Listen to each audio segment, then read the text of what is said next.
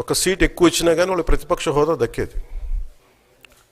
ఈ రోజున ప్రభుత్వంలో సెకండ్ లార్జెస్ట్ పార్టీ జనసేన. దాన్ని ప్రజల దృష్టికి తీసుకొద్దాం. వైసీపీ నాయకులు వాళ్ళు చేస్తుంది ఏంటంటే మాకు ప్రతిపక్ష హోదా ఇస్తే తప్ప మేము అసెంబ్లీలో అడుగు పెట్టాం, లేదంటే ప్రసంగాలను అడ్డుకుంటాం అని. ఇది సరైన మెసేజ్ బయటికి వెళ్దాం. ఇది సరైన విధానం కూడా కాదు.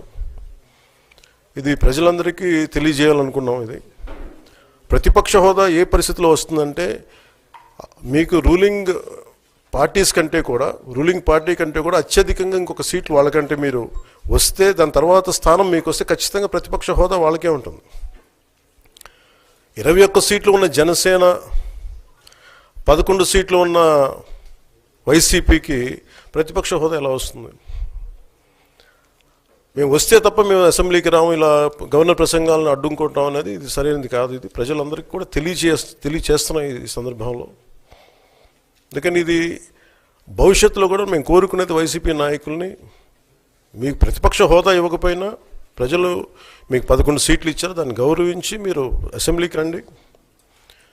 మీ స్థాయికి తగ్గట్టుగా మీకు మీకు ఎన్ని ప్రశ్నలు అడగాలో దాన్ని తగ్గట్టుగా ఇస్తారు మీకు. ఇవన్నీ దాటి మన స్పీకర్ గారు కూడా చాలా గౌరవంగా 11 సీట్లు వచ్చినప్పటికీ కూడా చాలా గౌరవంతో ఇంతకాలం వాళ్ళకి ఇస్తూ వచ్చారు. ప్రశ్నోత్తరాల సమయంలో కూడా ఆయనకి ఇచ్చారు. గతంలో కూడా ఇవన్నీ ఆయన రావడానికి కూడా ఆయన ఎలా రావాలి, ఏం చేయాలి, దానికి కూడా చాలా ఏమాత్రం ఇబ్బంది పెట్టకుండా గతంలో కూడా చేశారు. ఫస్ట్ మీరు మనకి గవర్నమెంట్ ఫామ్ అయిన తర్వాత కూడా వీటిని దృష్టిలో పెట్టుకొని వైసీపీ కొంచెం హుందాగా వ్యవహరించాల్సిన అవసరం ఉంది. వైసీపీ నాయకులకు కూడా మీకు బాధ్యత ఉంది.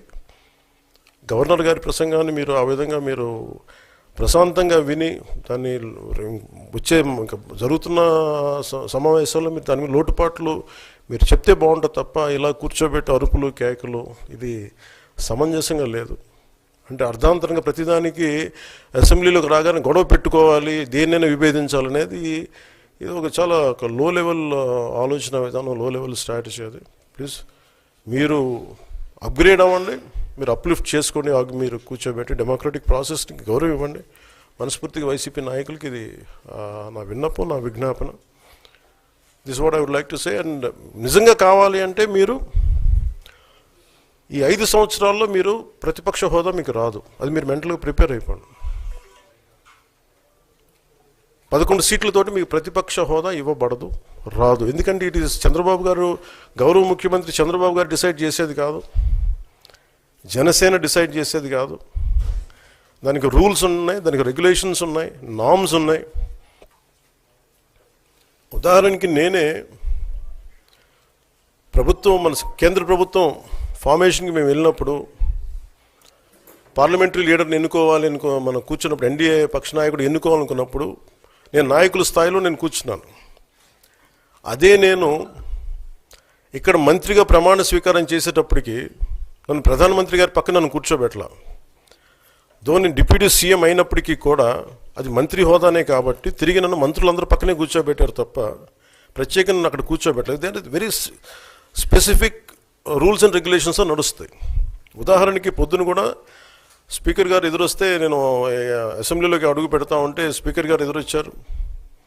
మనకి వచ్చి ఆయన కూడా ఆయనతో పాటు రండి అని వెళ్తుంటే ముందుకు తీసుకెళ్తుంటే నాకు అనిపించింది, సార్ ఇది డిప్యూటీ సీఎంకి ప్రోటోకాల్ ఉండదు, ఓన్లీ ముఖ్యమంత్రి గారు, స్పీకర్, మనకు కౌన్సిల్లో ఉండే చైర్మన్ ఆయనే మీరు చేయాల్సింది తప్ప ఇది మేము ఉండేది కాదని చెప్పి నేనే వెళ్ళిపోయాను. ఎందుకంటే మేమే ప్రోటోకాల్స్ బ్రేక్ ఎందుకు చేయమంటే మాకు లేని ప్రోటోకాల్ మేము అడగం. అలాగే వైసీపీ నాయకత్వం కూడా గుర్తించాల్సింది, ఇది మీకు హోదా ఇవ్వబడదు. ఇది చంద్రబాబు గారు ఆప్ చేస్తేనే కాదు, ఇది ఎవరు ఆప్ చేసింది కాదు, మీకు ప్రజలు మీకు ఇవ్వలేదు. మీకు అది మీరు దృష్టిలో పెట్టుకొని మీరు ప్రవర్తించాల్సింది మనస్ఫూర్తిగా నేను వారిని కోరుకున్నాను. అంతేగాని వారిని ఎక్కడ అవమానం పరచాలని కానీ వారిని తగ్గించాలని కానీ లేదు. 175 సీట్లు కేవలం 11 సీట్లు ఇచ్చారు వాళ్ళకి. ఆ దృష్టిలో పెట్టుకొని ప్రవర్తించవలసిందిగా మనస్ఫూర్తిగా వారికి కోరుకుంటూ మీకు తెలియజేసుకున్నాను. Thank you.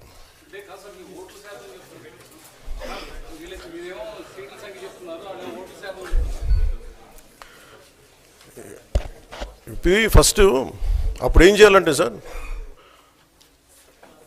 అప్పుడు జర్మనీకి వెళ్ళిపోవాలండి.